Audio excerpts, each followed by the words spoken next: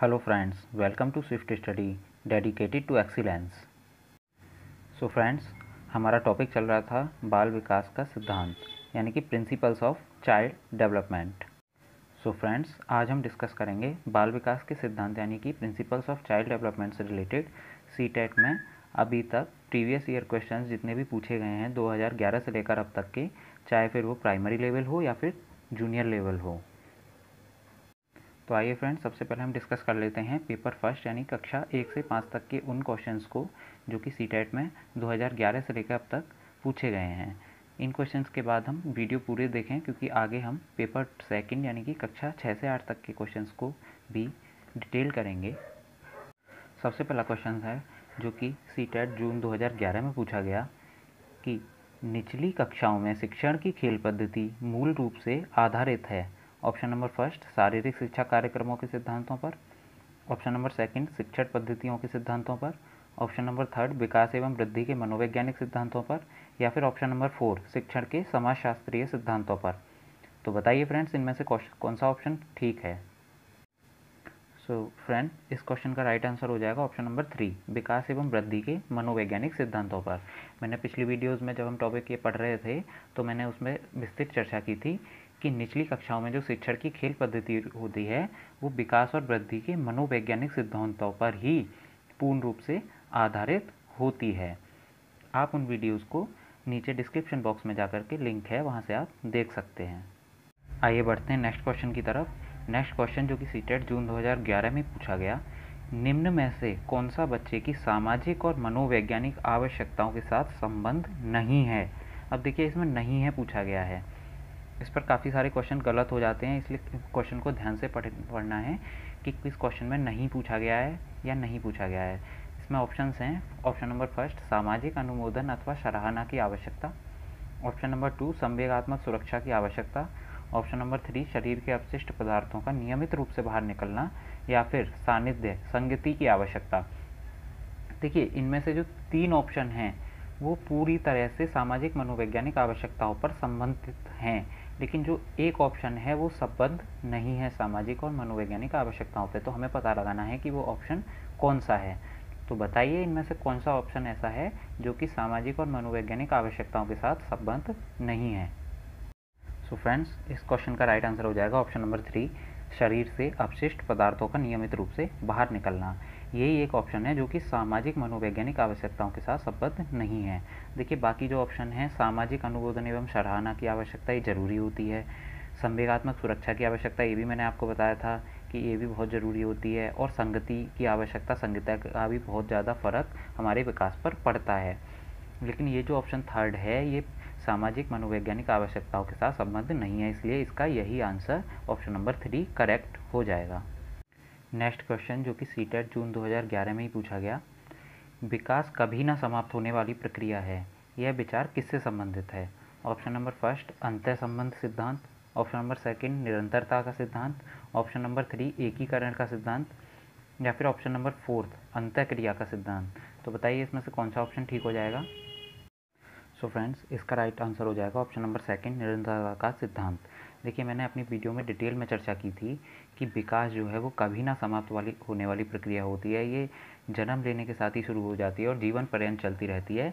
इसलिए विकास जो है वो कभी ना समाप्त होने वाली प्रक्रिया है, ये निरंतरता का सिद्धांत कहता है। बढ़ते हैं नेक्स्ट क्वेश्चन की तरफ जो कि सीटेट जनवरी 2012 में पूछा गया, निम्नलिखित में से कौन सा विकास का सिद्धांत है। ऑप्शन नंबर फर्स्ट, विकास की सभी प्रक्रियाएं अंतः संबंधित नहीं हैं। सभी की विकास दर समान नहीं होती। ऑप्शन नंबर थर्ड, विकास हमेशा रेखीय होता है। या फिर ऑप्शन नंबर फोर्थ, यह निरंतर चलने वाली प्रक्रिया नहीं है। तो बताइए, इसमें से कौन सा ऑप्शन करेक्ट हो जाएगा, इनमें से कौन सा विकास का एक सिद्धांत है। सो फ्रेंड्स, इसका राइट आंसर हो जाएगा ऑप्शन नंबर सेकंड, सभी की विकास दर समान नहीं होती। देखिए, फर्स्ट ऑप्शन में क्या दिया है, विकास की सभी प्रक्रियाएं अंतर संबंधित नहीं हैं, जबकि मैंने आपको बार बार बताया है कि विकास के सभी आयाम अंतर संबंधित होते हैं, परस्पर संबंधित होते हैं। तो ये ऑप्शन गलत हो गया। अब बात करते हैं ऑप्शन नंबर थर्ड की कि विकास हमेशा रेखीय होता है। विकास रेखीय नहीं होता। विकास जो होता है वो वर्तुलाकार होता है। मैंने ग्राफ बनाकर आपको डिटेल में समझाया था पिछली वीडियो में। इसके अलावा फोर्थ ऑप्शन है ये निरंतर चलने वाली प्रक्रिया नहीं है, जबकि विकास जो है वो निरंतर चलने वाली प्रक्रिया ही होती है, निरंतरता का सिद्धांत ये बात कहता है। तो ऑप्शन नंबर सेकंड ही बचता है कि सभी की विकास दर समान नहीं होती। तो ऑप्शन नंबर सेकंड इसका करेक्ट आंसर हो जाएगा। नेक्स्ट क्वेश्चन है फ्रेंड, जो कि सीटेट नवंबर 2012 में पूछा गया कि आंशिक पुनर्वलन क्या है। ऑप्शन नंबर फर्स्ट, वास्तविक कक्षा कक्ष में अनुपयुक्त नहीं किया जा सकता। ऑप्शन नंबर सेकंड, पशुओं को प्रशिक्षित करने में सर्वाधिक कार्य करता है। ऑप्शन नंबर थर्ड, सतत पुनर्वलन की अपेक्षा अधिक प्रभावी होता है। या फिर ऑप्शन नंबर फोर्थ, सतत पुनर्वलन की अपेक्षा कम प्रभावी होता है। तो बताइए इसका राइट आंसर क्या होगा। सो फ्रेंड्स, इसका जो राइट आंसर हो जाएगा वो हो जाएगा ऑप्शन नंबर 3, सतत पुनर्वलन की अपेक्षा अधिक प्रभावी होता है आंशिक पुनर्वलन। देखिए, मैंने लास्ट वीडियो में चर्चा की थी इसके बारे में। जॉन डॉलार्ड ने भी इसके बारे में, जो इसके प्रतिपादक हैं ये जॉन डॉलार्ड हैं आंशिक पुनर्वलन के, इसके बारे में भी मैंने आपको बताया था कि इन्होंने क्या कहा था। इन्होंने कहा था कि आंशिक पुनर्वलन जो होता है वो सतत पुनर्वलन की अपेक्षा अधिक प्रभावी होता है, इसलिए इसका राइट आंसर हो जाएगा ऑप्शन नंबर 3। बढ़ते हैं नेक्स्ट क्वेश्चन की तरफ, जो कि सीटेट जुलाई 2013 में पूछा गया। निम्नलिखित में से कौन सा कथन सत्य है। ऑप्शन नंबर फर्स्ट, शिक्षक द्वारा प्रश्न पूछना संज्ञानात्मक विकास में बाधक है। ऑप्शन नंबर सेकंड, विकास और सीखना सामाजिक सांस्कृतिक संदर्भों से अप्रभावित रहते हैं। ऑप्शन नंबर थर्ड, शिक्षार्थी एक निश्चित तरीके से सीखते हैं। या फिर ऑप्शन नंबर फोर्थ, खेलना संज्ञान और सामाजिक दक्षता के लिए सार्थक है। तो बताइए इसमें से कौन सा आंसर इसका क्वेश्चन का सही हो जाएगा। सो फ्रेंड्स, इस क्वेश्चन का राइट आंसर हो जाएगा ऑप्शन नंबर 4, खेलना संज्ञान और सामाजिक दक्षता के लिए सार्थक है। देखिए, ऑप्शन नंबर फर्स्ट जो है, शिक्षक द्वारा प्रश्न पूछना संज्ञानात्मक विकास में बाधक है। देखिए, बाधक कैसे हो सकता है, जब कोई शिक्षक एक बच्चे से प्रश्न पूछता है तो उसमें समस्या समाधान करने की क्षमता का विकास होता है, तो ये तो असत्य हो जाएगा। ऑप्शन नंबर सेकंड, विकास और सीखना सामाजिक सांस्कृतिक संदर्भों से अप्रभावित रहता है। प्रभावित काफ़ी हद तक होता है, अप्रभावित नहीं रहता, क्योंकि मैं पहले भी बता चुका हूँ सारे विकास अंतर संबंधित होते हैं, चाहे वो सामाजिक हो चाहे वो किसी प्रकार का विकास हो। शिक्षार्थी एक निश्चित तरीके से सीखते हैं, नहीं, शिक्षार्थियों के सीखने का अलग अलग तरीका होता है, क्योंकि प्रत्येक बच्चा विशेष होता है। इसलिए ऑप्शन नंबर 4 जो है, खेलना संज्ञान और सामाजिक दक्षता के लिए सार्थक है, तो हाँ सार्थक है। कैसे? खेलने से बच्चों में सामाजिक दक्षता का विकास होता है, साथ ही उनमें संज्ञानात्मक विकास भी होता है, इसलिए ऑप्शन नंबर 4 राइट आंसर इस क्वेश्चन का हो जाएगा। आइए नेक्स्ट क्वेश्चन क्या है, जो कि सीटेट फरवरी 2014 में पूछा गया। पूर्व विद्यालय में पहली बार आया बालक मुक्त रूप से चिल्लाता है। 2 वर्ष पश्चात वही बच्चा जब प्रारंभिक विद्यालय में पहली बार जाता है तो अपना तनाव चिल्लाकर व्यक्त नहीं करता, अपितु उसके कंधे व गर्दन की पेशियां तन जाती हैं। उसके इस व्यवहार परिवर्तन का क्या सैद्धांतिक आधार हो सकता है। ऑप्शन नंबर फर्स्ट, विकास क्रमिक प्रकार से होता है। ऑप्शन नंबर सेकंड, विकास निरंतरीय होता रहता है। ऑप्शन नंबर थर्ड, अलग अलग लोगों में विकास की भी भिन्न रूप से होता है। या फिर ऑप्शन नंबर 4, विभेद व एकीकरण विकास के लक्षण हैं। तो बताइए इसका राइट आंसर क्या होगा। सो फ्रेंड्स, इस क्वेश्चन का जो राइट आंसर हो जाएगा वो हो जाएगा ऑप्शन नंबर 4, विभेद व एकीकरण विकास के लक्षण हैं। देखिए, इस एकीकरण के सिद्धांत के बारे में मैंने विस्तृत चर्चा अपनी वीडियो में की थी, जब हम बाल विकास के सिद्धांतों के बारे में विस्तृत चर्चा कर रहे थे। जिसने भी वो वीडियो ना देखी हो, डिस्क्रिप्शन बॉक्स में लिंक है, वहाँ से जाके देख सकते हैं। एकीकरण का जो सिद्धांत होता है वो बाल विकास का बहुत ही इम्पोर्टेंट सिद्धांत होता है। तो ये जो इसमें परिस्थिति दर्शाई गई है, ये विभेद व एकीकरण विकास के लक्षण हैं, इस परिस्थिति से ही मेल खाती है। इसीलिए इस क्वेश्चन का answer number 4, option number 4 right answer हो जाएगा, विभेद व एकीकरण विकास के लक्षण हैं। नेक्स्ट क्वेश्चन है फ्रेंड, जो कि सीटेट सितंबर 2015 में पूछा गया। निम्नलिखित में से कौन सा बाल विकास का एक सिद्धांत नहीं है। ऑप्शन नंबर फर्स्ट, विकास के सभी क्षेत्र महत्वपूर्ण हैं। ऑप्शन नंबर सेकंड, सभी विकास परिपक्व तथा अनुभव की अंतःक्रिया का परिणाम होते हैं। ऑप्शन नंबर 3, सभी विकास तथा अधिगम एक समान गति से आगे बढ़ते हैं। या फिर ऑप्शन नंबर 4, सभी विकास एक क्रम का पालन करते हैं। देखिए, इसमें नहीं पूछा गया है, तो क्वेश्चन को थोड़ा ध्यान से पढ़िएगा और बताइए इसका राइट आंसर क्या होगा। सो फ्रेंड्स, इस क्वेश्चन का जो राइट आंसर हो जाएगा वो हो जाएगा ऑप्शन नंबर 3, सभी विकास तथा अधिगम एक समान गति से आगे बढ़ते हैं। ये ही सिद्धांत नहीं है बाल विकास का। बाकी सारे बाल विकास के सिद्धांत हैं। देखिए, विकास के सभी क्षेत्र महत्वपूर्ण होते हैं, ये बात सही है, जो कि ऑप्शन नंबर फर्स्ट में कही गई है, क्योंकि बाल विकास के सारे क्षेत्र एक दूसरे से अंतः संबंधित होते हैं, चाहे वो शारीरिक विकास हो, मानसिक हो, सामाजिक हो, संवेगात्मक विकास हो, क्रियात्मक विकास हो, भाषाई विकास हो, कोई भी विकास हो, सभी एक दूसरे से अंतः संबंधित होते हैं। सभी विकास परिपक्व तथा अनुभव की अंतःक्रिया का परिणाम होते हैं, ये बात सही है। सारे विकास परिपक्व होने पर और अनुभव करने के बाद ही इन दोनों की अंतःक्रिया का ही परिणाम विकास होता है। सभी विकास एक क्रम का पालन करते हैं, ये मैंने बताया था आपको। विकास एक क्रमबद्ध व्यवस्थाओं की श्रृंखला है, लेकिन सभी विकास तथा अधिगम एक समान गति से आगे नहीं बढ़ते, क्योंकि किसी स्तर पर विकास की गति तेज होती है तो कम होती है, इसलिए ये सिद्धांत विकास का नहीं होता। इसलिए इस क्वेश्चन का राइट आंसर ऑप्शन नंबर 3 हो जाएगा। सो फ्रेंड्स, ये थे अब तक के वो क्वेश्चन जो कि पेपर फर्स्ट में आए थे। अब हम बात करते हैं पेपर 2 यानी कक्षा 6 से 8 जूनियर लेवल में आए हुए उन क्वेश्चंस की जो कि बाल विकास के सिद्धांत के टॉपिक से 2011 से लेकर के अब तक पूछे गए हैं। तो आइए उन क्वेश्चंस को भी डिटेल में समझते हैं। सो फ्रेंड्स, ये सीटेट जून 2011 में जूनियर लेवल पर बाल विकास के सिद्धांत टॉपिक से पूछा हुआ क्वेश्चन है। क्या क्वेश्चन है? बच्चे के विकास के सिद्धांतों को समझना शिक्षक की सहायता करता है। किस चीज़ में? ऑप्शन नंबर फर्स्ट, शिक्षार्थी की आर्थिक पृष्ठभूमि को पहचानने में। ऑप्शन नंबर सेकंड, शिक्षार्थियों को क्यों पढ़ाना चाहिए यह औचित्य स्थापित करने में। या फिर ऑप्शन नंबर 3, शिक्षार्थियों की भिन्न अधिगम शैलियों को प्रभावी रूप से संबोधित करने में। या फिर शिक्षार्थी के सामाजिक स्तर को पहचानने में। तो बताइए इस क्वेश्चन का राइट आंसर क्या हो जाएगा? सो फ्रेंड्स, इस क्वेश्चन का जो राइट आंसर हो जाएगा वो हो जाएगा ऑप्शन नंबर 3, शिक्षार्थियों की भिन्न अधिगम शैलियों को प्रभावी रूप से संबोधित करने में। देखिए, शिक्षक को मनोवैज्ञानिक यानी कि जो साइकोलॉजी होती है, चाइल्ड साइकोलॉजी, उसके हिसाब वो जो क्या करती है, वो शिक्षक को उसकी शिक्षण प्रक्रिया में सहायता प्रदान करती है। और वो क्या सहायता करती है? वो यही सहायता करती है कि शिक्षक को एक शिक्षार्थी को किस शिक्षण अधिगम शैली से पढ़ाना चाहिए, इन सारी स्थितियों पर विचार करने में सहायता एक शिक्षक की चाइल्ड साइकोलॉजी करती है। तो इस क्वेश्चन का राइट आंसर हो जाएगा ऑप्शन नंबर 3। इसके बारे में मैंने विस्तृत चर्चा पिछली वीडियो में भी की थी कि क्या होती है बाल मनोविज्ञान, चाइल्ड साइकोलॉजी। नेक्स्ट क्वेश्चन जो कि सीटेट जून 2011 में पूछा गया, मानव विकास कुछ विशेष सिद्धांतों पर आधारित है, निम्न में से कौन सा मानव विकास का सिद्धांत नहीं है? देखिए, नहीं वाले क्वेश्चंस काफ़ी होते हैं और ये काफ़ी ज़्यादा हमारे ध्यान ना देने की वजह से गलत भी हो जाते हैं, इसलिए नहीं पर विशेष ध्यान देना ज़रूरी होता है। इसके ऑप्शंस पढ़ते हैं। ऑप्शन नंबर फर्स्ट, अनुक्रमिकता। ऑप्शन नंबर सेकंड, सामान्य से विशिष्ट। ऑप्शन नंबर 3, प्रतिवर्ती। या फिर ऑप्शन नंबर 4, निरंतरता। तो बताइए इनमें से कौन सा सिद्धांत नहीं है? सो फ्रेंड्स, इसका राइट आंसर हो जाएगा ऑप्शन नंबर 3, प्रतिवर्ती सिद्धांत नहीं होता मानव विकास का, जबकि अनुक्रमिकता क्रमिकता का सिद्धांत होता है बाल विकास का या मानव विकास का।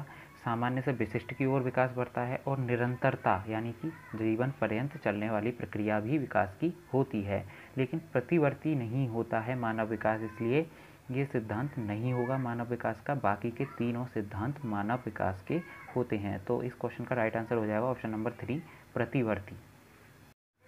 नेक्स्ट क्वेश्चन की तरफ बढ़ते हैं जो कि सीटेट नवंबर 2012 जूनियर लेवल पर पूछा गया कि संकल्पनाओं की व्यवस्थित प्रस्तुति विकास के निम्नलिखित किस सिद्धांत के साथ संबंधित हो सकती है? ऑप्शन नंबर फर्स्ट, विकास के परिणाम स्वरूप वृद्धि होती है।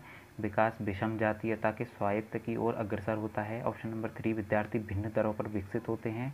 या फिर ऑप्शन नंबर 4, विकास सापेक्ष रूप से क्रमिक होता है। तो बताइए संकल्पनाओं की व्यवस्थित प्रस्तुति के हिसाब से विकास किन सिद्धांतों के साथ संबंधित हो सकता है? क्या होगा इसका राइट आंसर? देखिए फ्रेंड्स, इसका जो राइट आंसर हो जाएगा वो हो जाएगा ऑप्शन नंबर 4, विकास सापेक्ष रूप से क्रमिक होता है। देखिए इसमें क्या पूछा गया है, इसमें पूछा गया है कि संकल्पनाओं की व्यवस्थित प्रस्तुति के बारे में इसमें चर्चा की गई है क्वेश्चन में। तो व्यवस्थित प्रस्तुति कब होगी? जब विकास क्रमिक रूप से आगे बढ़ता है।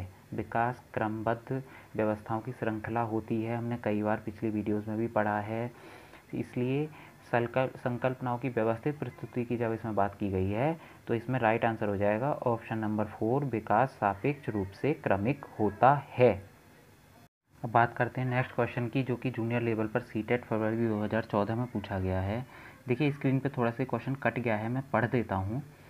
ये क्वेश्चन कुछ ऐसे है कि एक अध्यापक या अध्यापिका ने यह पाया कि एक विद्यार्थी वर्ग बनाने में कठिनाई अनुभव कर रहा है। कोई भी विद्यार्थी जो है वो एक वर्ग बनाने में कठिनाई अनुभव कर रहा है ना। तो उसने अनुमान लगाया ये चीज़ देखते हुए कि वह जब वर्ग बनाने में कठिनाई महसूस कर रहा है तो वह डायमंड का चित्र बनाने में भी कठिनाई अनुभव करेगा। तो उसने ये अनुमान किस आधार पर लगाया है, उसने निम्नलिखित में से किस सिद्धांत पर आधारित होकर यह अनुमान लगाया है।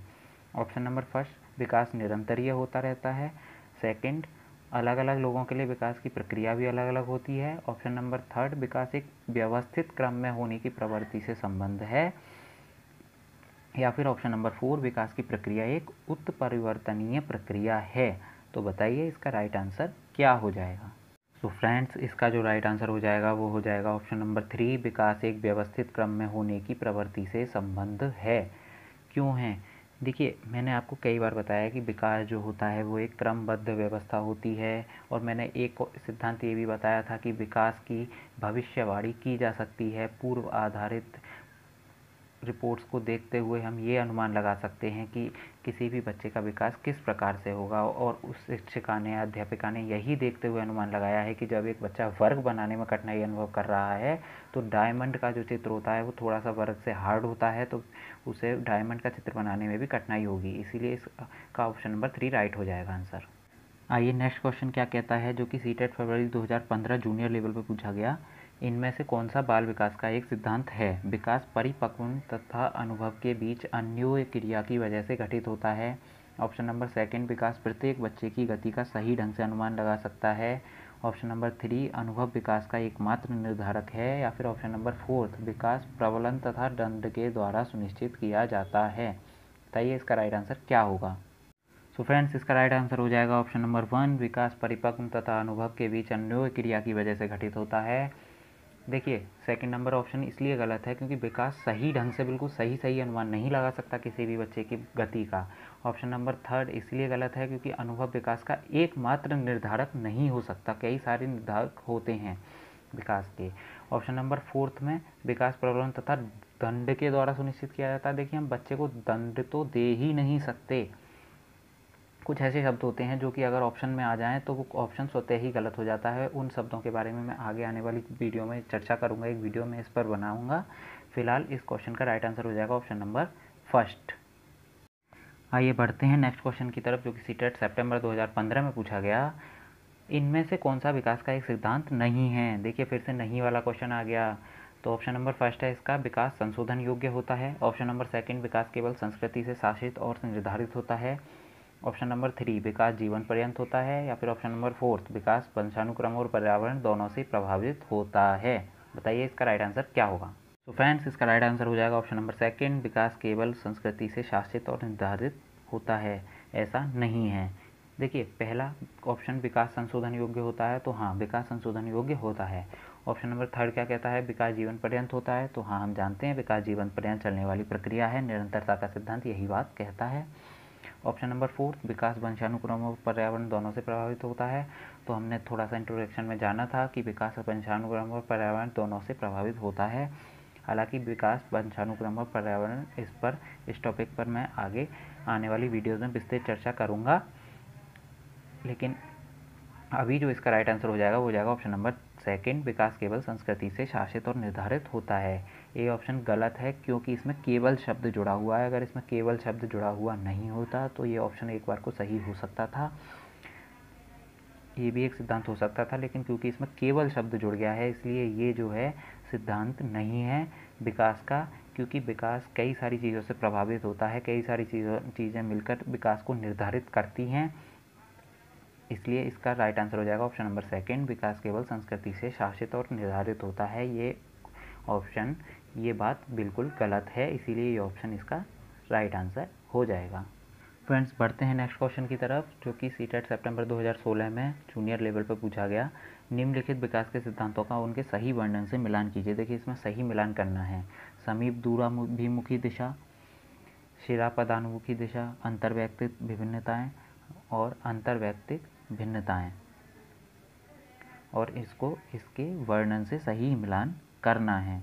तो बताइए इसका सही मिलान किस प्रकार से होगा। सो फ्रेंड्स, इस क्वेश्चन में जो सिद्धांत दिए हैं उनका सही वर्णन इस प्रकार से इनका सही मिलान हो जाएगा। आप इसका स्क्रीनशॉट ले सकते हैं और इसको ध्यान से पढ़ सकते हैं। तो फ्रेंड्स, यही थे वो क्वेश्चंस जो कि बाल विकास के सिद्धांत टॉपिक में अभी तक जूनियर या फिर प्राइमरी दोनों ही लेवल पर सीडीपी में पूछे गए हैं। और भी क्वेश्चंस की हम बाद में जब हम टेस्ट सीरीज़ करेंगे तो उनमें चर्चा करेंगे। तो फ्रेंड्स, ये सारे क्वेश्चंस थे जो कि अभी तक पूछे गए हैं। अगर आपको वीडियो अच्छा लगा हो तो लाइक एंड शेयर कर दीजिए, साथ ही चैनल को सब्सक्राइब करके बेल आइकन दबा दीजिए, जिससे कि आपको आगे आने वाले टॉपिक की वीडियोज़ का नोटिफिकेशन मिल सके। Thank you friends, have a good day.